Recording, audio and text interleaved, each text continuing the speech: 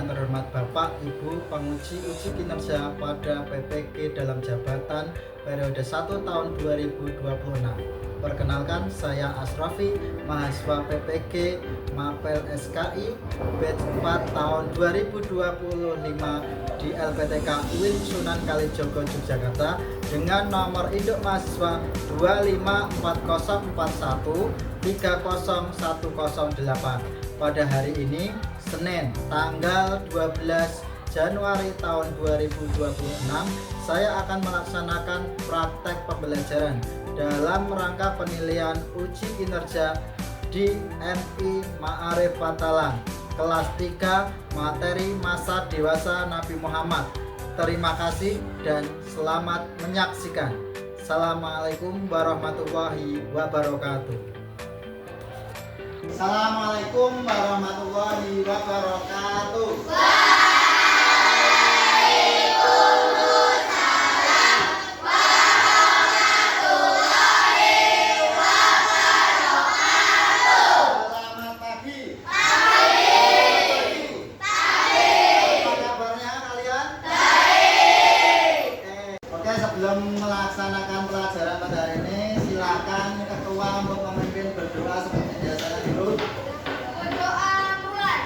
A'udzubillahi minasyaitonirrajim. Bismillahirrahmanirrahim.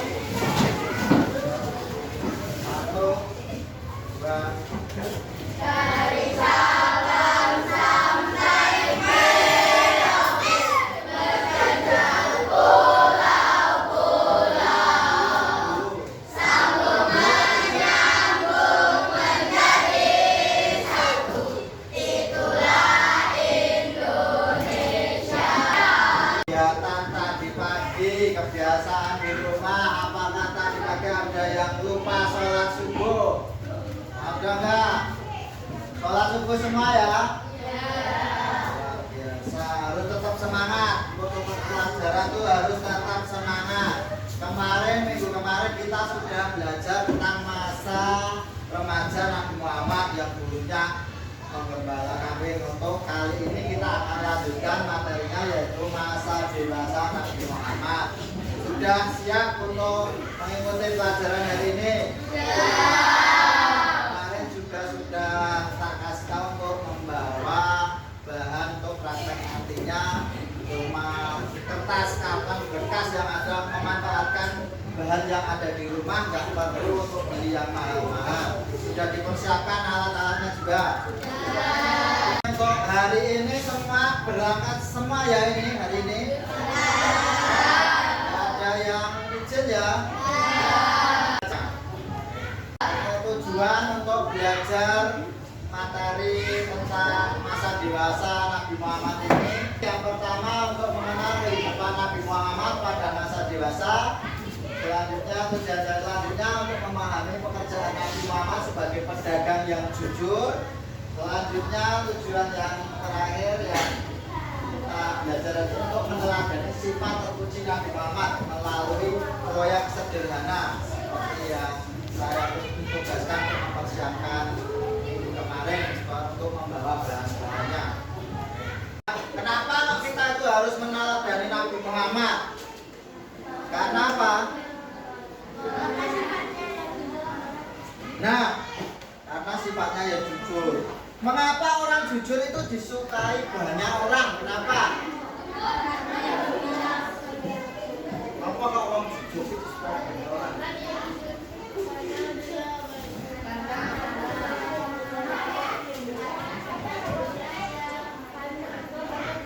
Apa?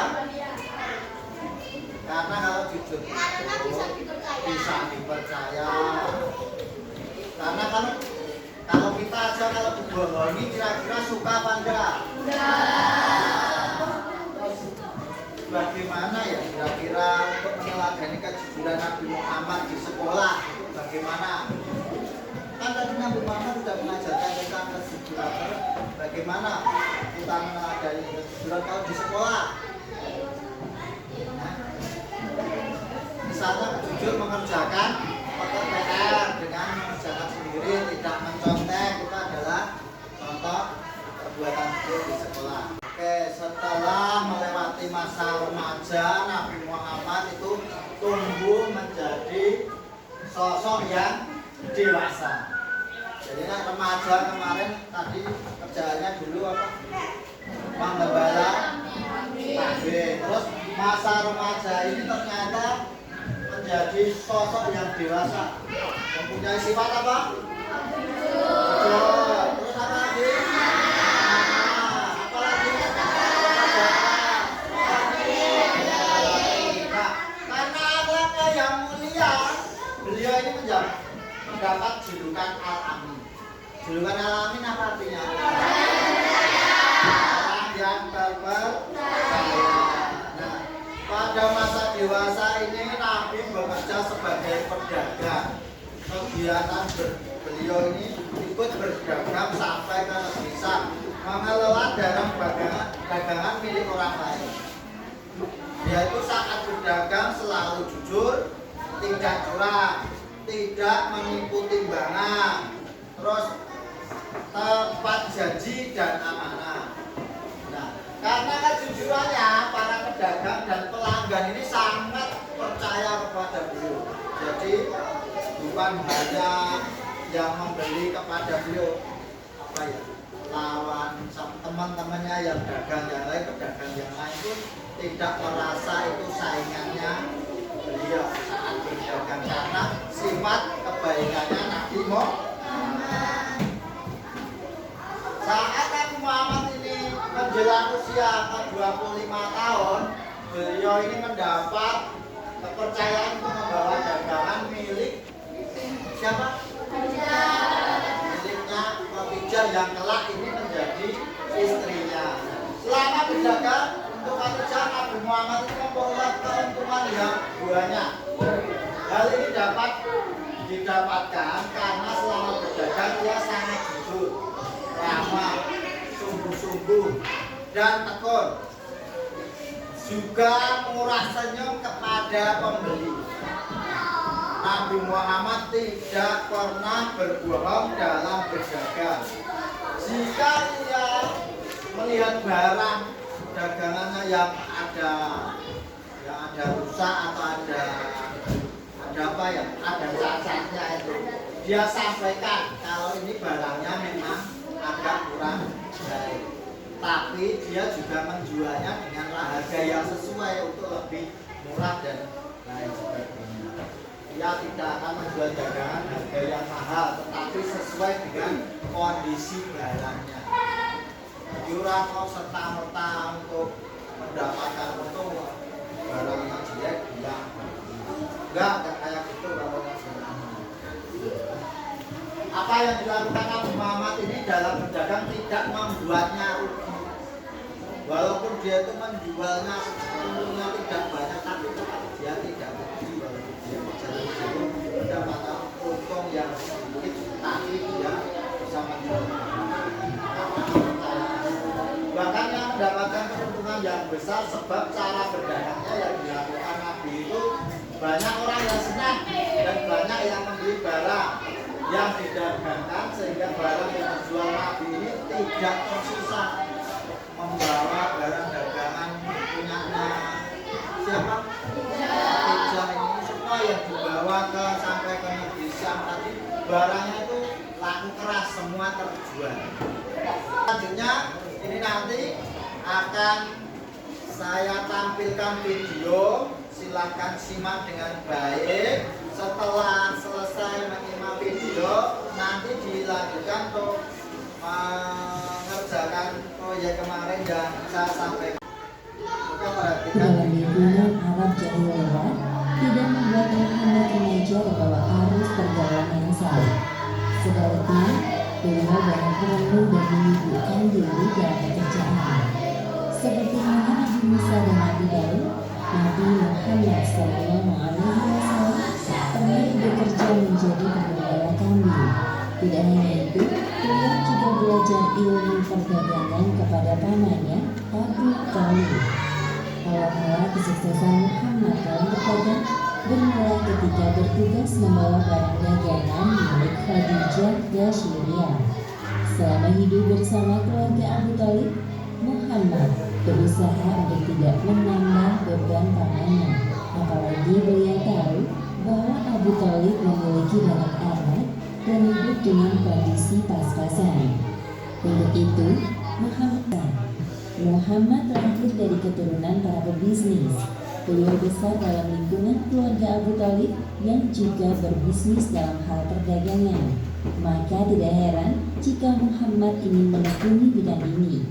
Lagi pula peluang untuk berdagang lebih besar dibandingkan pekerjaan bercocok tanam jika melihat kondisi tanah Mekah yang cukup kering dan keras. Pada musim semi tahun 595 Masehi, para pedagang Mekah berencana untuk membawa barang dagangan ke Syria. Para saudagar kaya mulai mencari orang untuk menjadi agen atau pemimpin kafilah dagangnya. Di antara mereka terdapat seorang saudagar wanita kaya bernama Khadijah. Abu Thalib mendengar bahwa Khadijah sedang mencari seorang agen. Tiba-tiba muncul bayangan Muhammad di benaknya.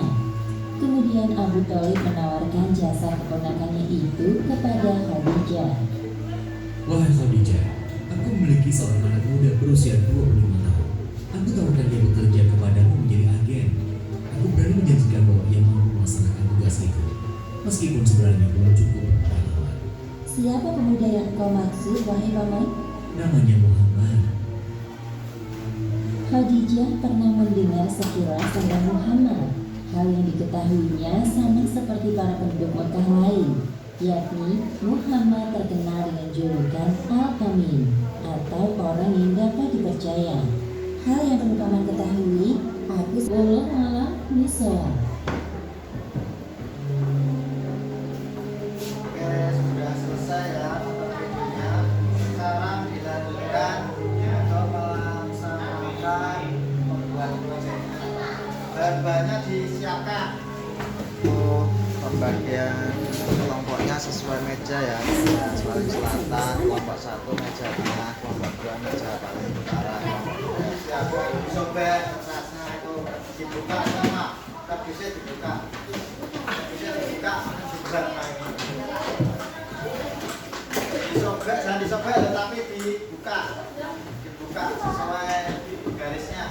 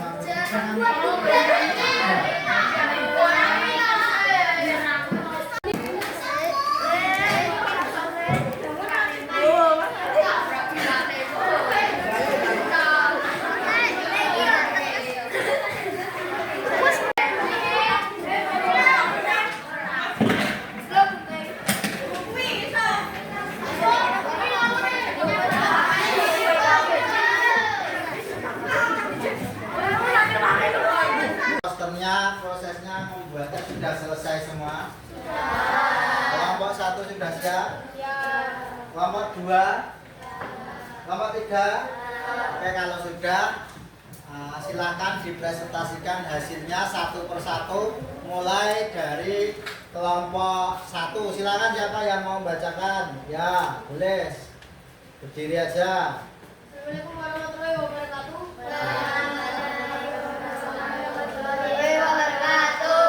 Saya Fauzi dari kelompok 1 akan mempresentasikan proyek saya.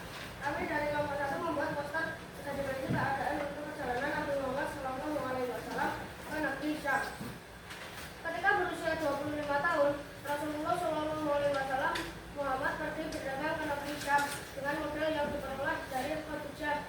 Khadijah menyewa banyak kaum lelaki untuk memperdagangkan hartanya dengan sistem bagi hasil. Kabilah Quraisy dikenal sebagai pedagang handal, maka tak kalah sampai ke telinganya tentang kejujuran bicara, amanah dan akhlak Rasulullah yang mulia. Dia mengutus seseorang untuk menemuinya dan menawarnya untuk memperdagangkannya harta miliknya ke negeri Syam. Beliau menerima tawaran tersebut dan berangkat dengan barang-barang dengannya bersama barang-barangnya tersebut hingga negeri Syam.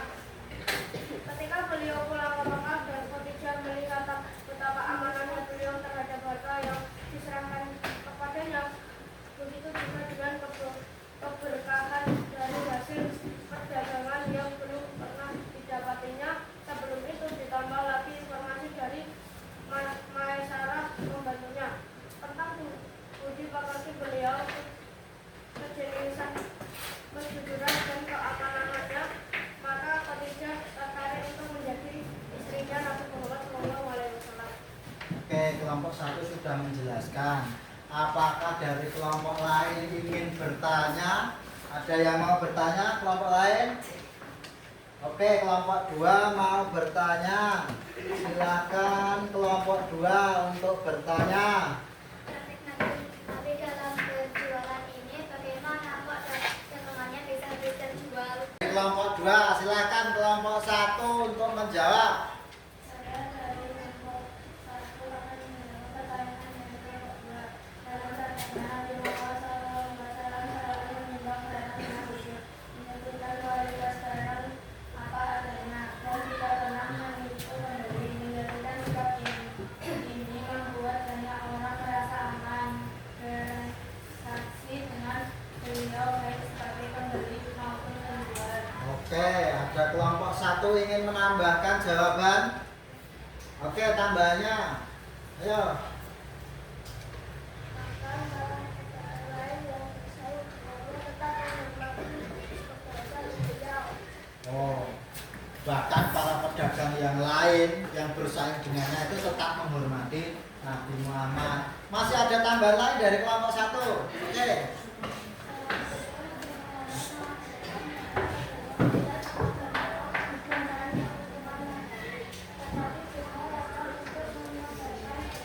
Satu sudah menjawab pertanyaan dari kelompok 2. Beliau plus untuk kelompok 1. Oke, terima kasih kelompok 1, kelompok 2, dan kelompok 3 sudah luar biasa menyampaikan hasilnya. Kita tepuk semangat dulu. Tepuk semangat.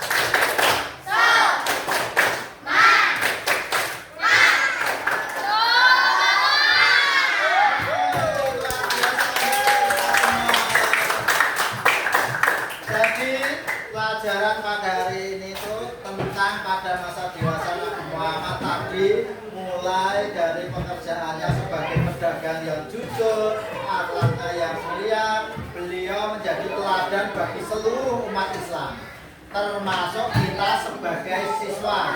Nah, nilai keteladanan masa dewasa Nabi ini akan selalu kita terapkan dalam kehidupan kita sehari-hari. Sikap yang dapat diteladani untuk siswa-siswa sini yaitu tadi 1 apa? Dalam berkata dan terus amanah dalam menjaga tanggung jawab. 3, disiplin dalam kerja keras. Selanjutnya tetap dan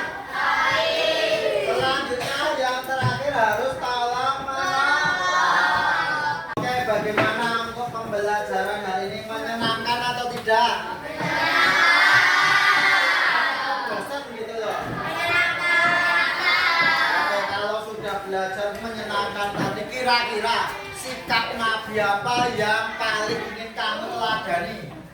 Jujur. Tanggung jawab. Apa lagi? Gotong royong. Masih ada lagi? Tolong menolong. Masih ada lagi? Dapat dipercaya apa? Karena apa? Jujur tadi juga. Oke, pelajaran hari ini sudah cukup. Untuk besok minggu depan kita lanjutkan materi tentang pernikahan Nabi Muhammad. Tetap semangat belajar di rumah. Sekarang silakan untuk berkemas-kemas. Kalau sudah, salah satu pimpin doa.